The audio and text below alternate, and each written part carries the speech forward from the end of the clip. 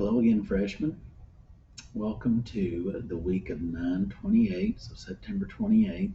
We are now through with our first month of school and moving on into your second month of your freshman year. And I've been hearing a lot of worries and concerns from students who feel like they are being overwhelmed by the amount of work that we have been doing for the last few weeks.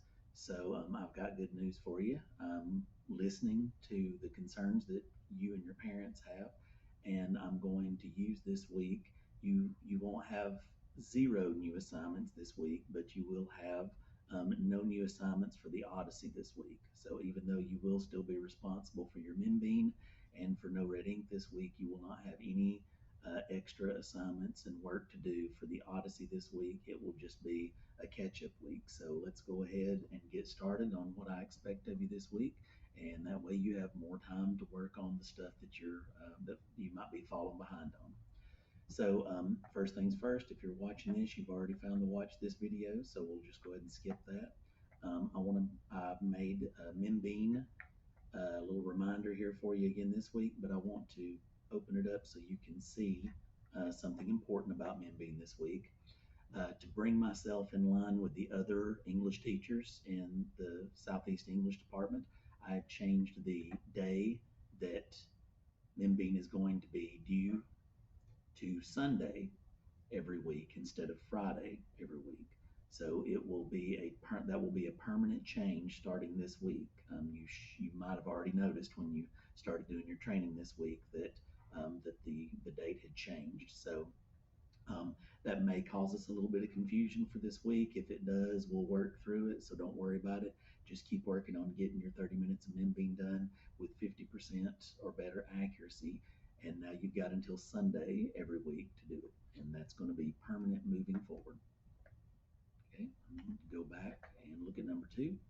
So last week, you were supposed to complete the misplaced modifiers diagnostic, and you got a grade on that diagnostic based on how well you did on it. And some of you did extremely well on it. Some of you had 80 and higher, and I even had a few people that made 100 on it. And those of you that did that well, you clearly understand misplaced modifiers, even if you may not think that you do. You do understand how they work, or you would not have been able to score that well. However, even though you do show understanding of it, I would still like for even those of you who did really well to work through these practice modules this week, because they will give you a little bit more of an understanding of what you actually know. Um, this will give you some language for you to be able to tell me if you have problems with it. So go ahead and click on that no red ink link there. And when you do, it should look something like this. This is my student demo class. And this is the misplaced modifiers diagnostic that you should have already finished. So I'm going to go ahead and click on the misplaced modifiers practice here so you can see a little bit of what you're supposed to be able to do. Okay, so when you open it up, it should look like this. And if you scroll down a bit, these 5 sections are what you will complete for the practice this week. This is going to be quite a bit of work, even for those of you who do well on it. There will be at least 7 questions per section for those of you who do well. For those of you who don't do well, you will have to do a few more questions until you get it. So make sure you start up here at the beginning and work your way through. So let's go ahead and click on identifying modified words. And if you've never done any kind of practice on no red ink before, it will always give you a lesson that you can click on and then practice, and you should always click on the lesson before you begin. So identifying modified words, we start out with learning what a modifier is. It is any word, clause, or phrase that describes another word, clause, or phrase and makes its meaning more specific. So here at the concert, Gary sang loudly. Loudly is a modifier because it explains how he sang. It gives you more information about how he sang. Modifiers are easiest to understand if they are next to words they modify. So, for instance, here, Marissa is the modified word. Whom I care about very much missed dance rehearsal last night. Whom I care about very much gives you more information about Marissa. In this sentence, lying in Claire's yard, the puppy needed a rest after a long game of fetch. Lying in Claire's yard gives you more information about the puppy. Maxwell took a huge bite out of the pizza on the plate. On the plate gives you more information about pizza. Okay? Hit escape to go back, and then go ahead and click on practice. And this is what your practice will look like. Okay? And it keeps track of the number of questions you've answered up here, and this is a progress bar right here.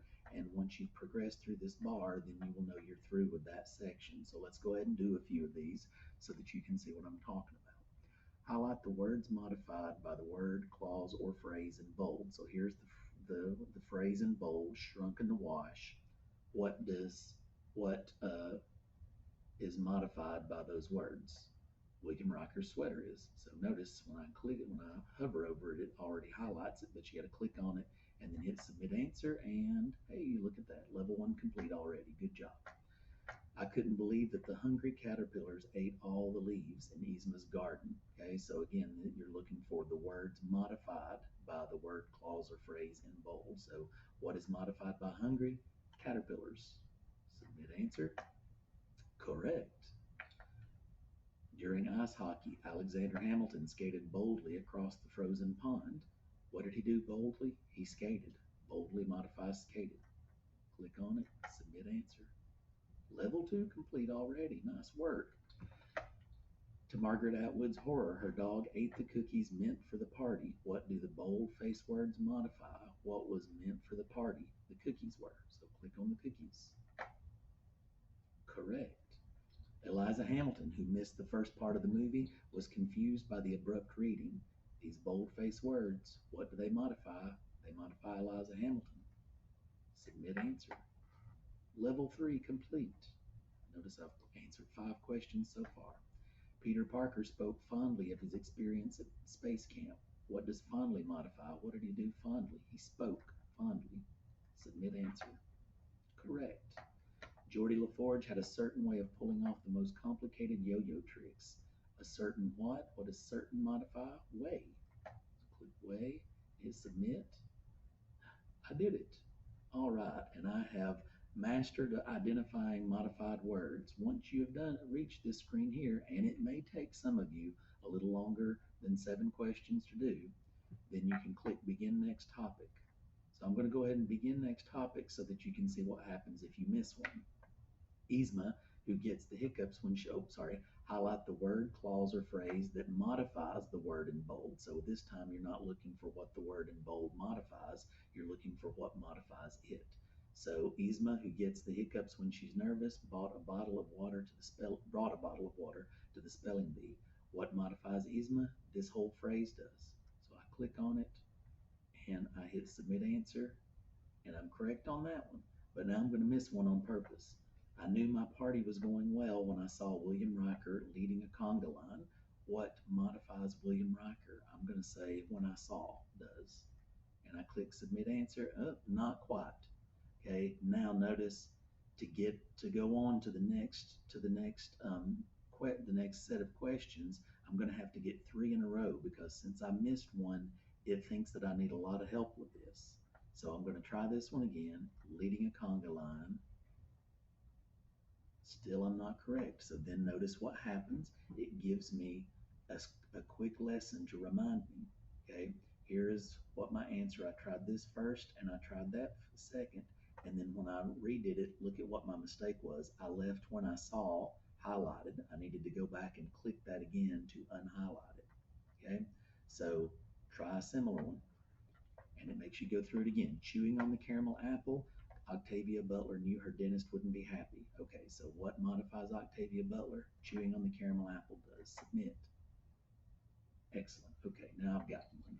Sweating profusely, Alexander Hamilton dove straight into the pool. What modifies Alexander Hamilton? What describes him? Sweating profusely does. Submit. All right, and I got 2 in a row. I got to get one more. Lord Farquaad needs to bake quickly if he wants to win the award for best dessert. How does he need to bake? Quickly. And 3 in a row gets me through, and now I can continue on through. Okay.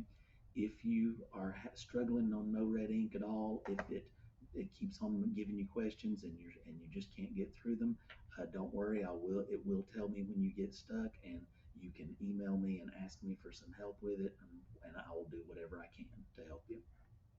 When you get finished with that, come back and mark it as done. And then let's go to number 3, which is not actually a real assignment. Number 3 is the Odyssey catch-up week. So, view the assignment.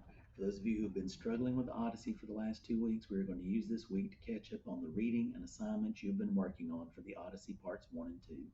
Any assignment, and this is key, any assignment turned in late for the weeks of 9/14 and 9/21, in other words, the weeks we did part 1 and 2, you will not have any points deducted from them for lateness. Okay, I'm going to give you an extra week to get all those turned in.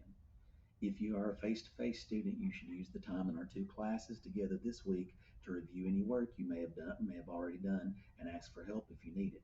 I don't know if you need help unless you tell me you need help. If you're still a virtual student and you're struggling, you should definitely join the Google Meet for class on Friday at 1:30 p.m.